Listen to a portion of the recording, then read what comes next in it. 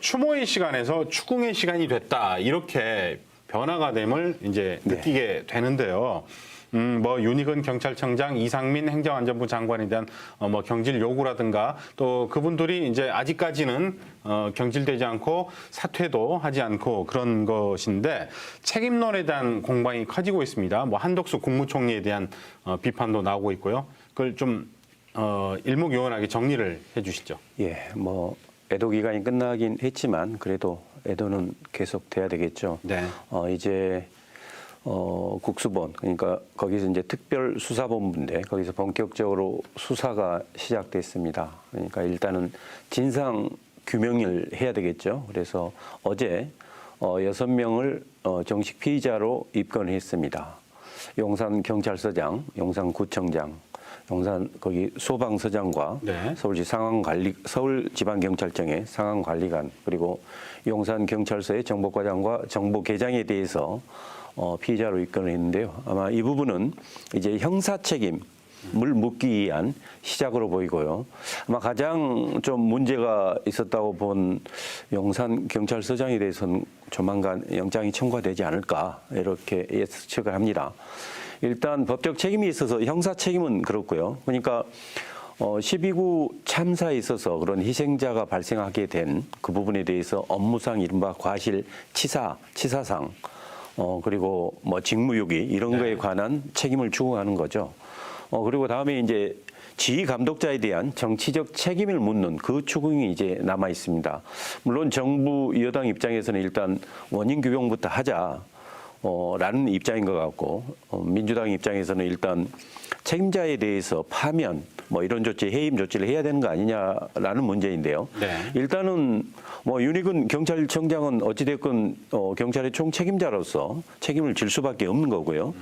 그다음에 이제 행정안전 이게 관련된 행정안전부 이상민 장관에 대해서도 정치적 책임은 당연히 져야 되겠죠. 이제 다만 그 시기가 문제인 것 같고요. 나아가서 민주당의 요구처럼 지금 가뜩이나 지지율이 낮은 이 상황에서 국정 동력을 얻고 정말 혁신적인 뭐 새로운 뭐 시작을 하려면 한덕수 총리에 대해서도 아무튼 뭐 신임 내지는 사임을 적극 뭐 검토해야 되는 거 아닌가라는 게 제 의견입니다. 예. 네. 근데 이제 대통령 사과가 아직 나오지 않았어요. 그래서 아직까지도 검사 윤석열이냐 대통령이 대국민 사과도 하고 그 다음에 아랫사람에 대한 경찰에 대한 추궁이라든가 책임자에 대한 추궁도 있어야 되지 않느냐 그런 지적도 나오고 있습니다. 그것은 어떻게 생각하십니까? 예, 뭐 지난 주말 각 종교단체 예배라든가 법회, 뭐 미사에 참여하면서 일정 부분 가슴 아픈 그런 표현을 했고 그리고 일요일 날 대통령실 참모회의 때도 공식으로 입장 표명을 했습니다. 그리고 오늘이죠. 오늘 뭐 국가 안전 관련된 점검 회의 석상에서 추궁도 했지만 거기에서 사과도 했습니다. 이제 다만 직접적으로 피해자 및 희생자 그리고 유가족에 대해서 공식적인 사죄 그런 형식의 아직 사과는 없었는데요. 원인 규명 후에 뭐 책임을 물으면서 바로 하지 않을까 저는 그렇게 예상합니다. 지켜보도록 하겠습니다. 네. 또 한편 어제 여야 원내대표가 만나서 이 국정조사 여부에 대한 논의를 했는데 결과적으로 합의를 하지 못했습니다. 여당에서 국정조사를 반대하는 이유가 뭔지 그리고 야당 같은 경우에는 오늘까지는 기다려보겠다고 최후 통첩을 날린 상태인데 이 상황 어떻게 보시나요? 네, 국정조사는 뭐 국정에서 특정 사안에 대해서 이렇게 국회에서 위원회 구성해서 이제 조사하는 내용인데요.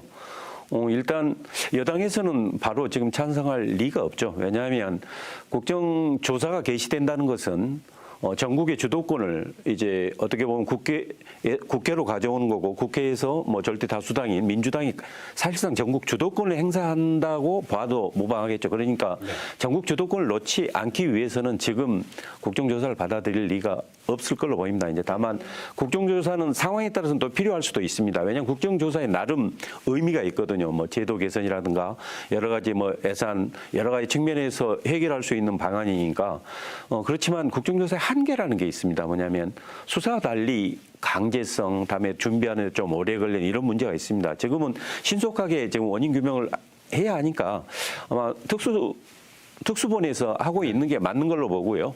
진행 상황에 따라서는 국정조사 반드시 이루어져야 된다고 봅니다. 네.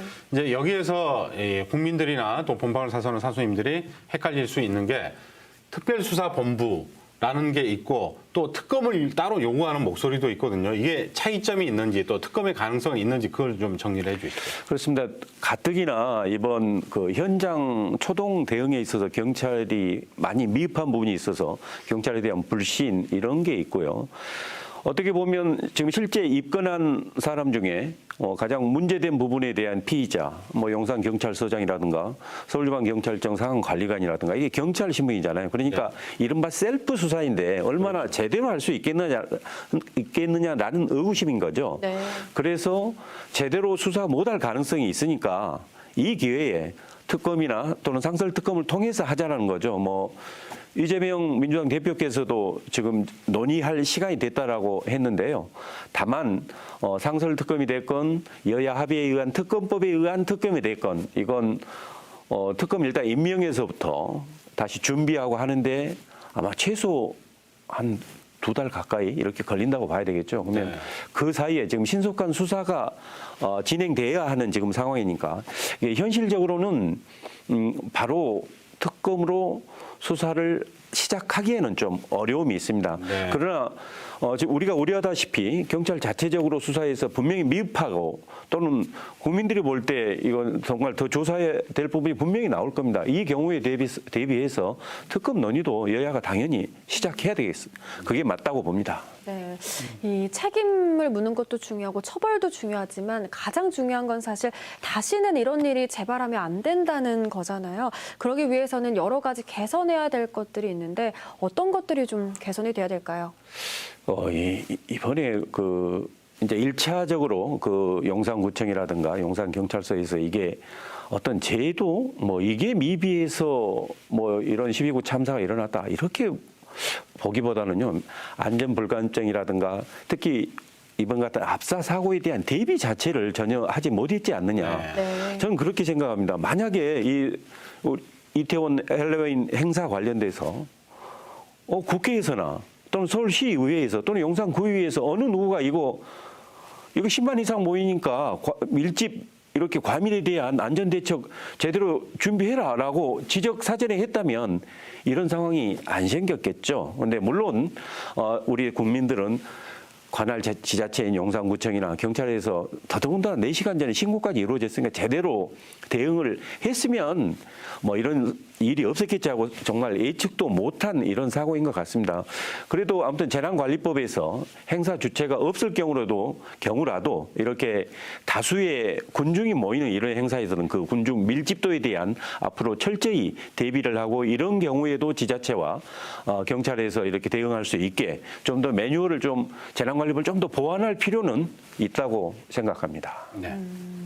자, 이번엔 레고랜드 사태를 이야기를 해보도록 하겠습니다. 이제 흥국생명까지 뭔가 복잡한 문제로 이어지고 있는데 신종자본증권 콜옵션을 행사하지 않아서 이제 흥국생명이 논란이 되고 있는데 이것과 관련돼서 분석을 해 주시죠. 신종자본증권은 이게 굉장히 낯설은 용어이긴 한데요. 사실 그래요. 이렇게 이해하시면 됩니다. 이게 주식과 채권을 합쳐놓은 그런 형태라고 이렇게 보시면 되는데요. 주식은 일단 가지고만 있고 배당을 받을지 어쩔지도 모르는 그런 상황이고 이게 언제 이걸 또 처분해야 될지 이런 것도 모르는 상황인데 채권적 요소를 가미하는 거죠. 일정 수준의 이자를 지급하는 거고 일정 기간 동안 이게 가지고 있으면 이걸 다시 사갈 거라 이제 이런 생각이 갖게 하는 그런 제도이긴 합니다. 그런데 이제 콜옵션 관련돼서 흥국생명은 이 부분은 대단히 우리 금융당국에서 저는 미흡했다고 봅니다. 왜냐하면 물론 레고랜드 사태로 해서 우리나라 채권 시장에 신뢰가 상실해서 지금 기업, 증권사, 뭐 건설업체 이게 돈이 회전이 안 되고 있습니다. 그러니까 채권 시장에서 채권을 발행을 해서 그 돈으로 자금 융통을 하는데 그게 지금 꽉 막혀 있는 상황이거든요. 네. 그런데 광원 레고랜드로 지금 우리 채권 시장이 불신이 확 커지고 거기에 이제 대비해서 50조 원 뭐 유동성 지원한다고 했는데 흥국생명에서 5억 달러 이게 11월 9일 날 이제 5년이 지나니까 이걸 다시 매입해야 되는 거거든요. 사실상은 그걸 지금 못하게 된 겁니다. 이런 상황이 발생하지 않게 사실 금융당국에서 지난 10월 30일 날 이사회 전에 이건 정상적으로 콜옵션을 행사하게 이렇게 했어야 조금 더 조기에 우리 대한민국 채권 시장이 안정됐을 텐데 이사회에서 행사하지 않겠다고 하니까 이제 다시 심각한 문제가 발생하니까 부랴부랴 다시 어제 다시 행사하게 모기업 태광까지 다시 이렇게 자본 들여서 자금 마련해서 하게 지금 하는 거거든요. 이것도 굉장히 미숙한 측면입니다. 앞으로 정말 채권 시장에서 신뢰가 정말 중요한데요. 금융당국의 좀 더 그 세심한 촘촘한 관리가 필요하다는 게 제 의견입니다. 네. 경제도 그리고 안전도 채권 시장도 빨리 안정화가 여러모로 돼야 될 것 같습니다. 자, 송기석 변호사와 여러 가지 이야기를 나눠봤습니다. 오늘 말씀 고맙습니다. 네, 고맙습니다. 고맙습니다.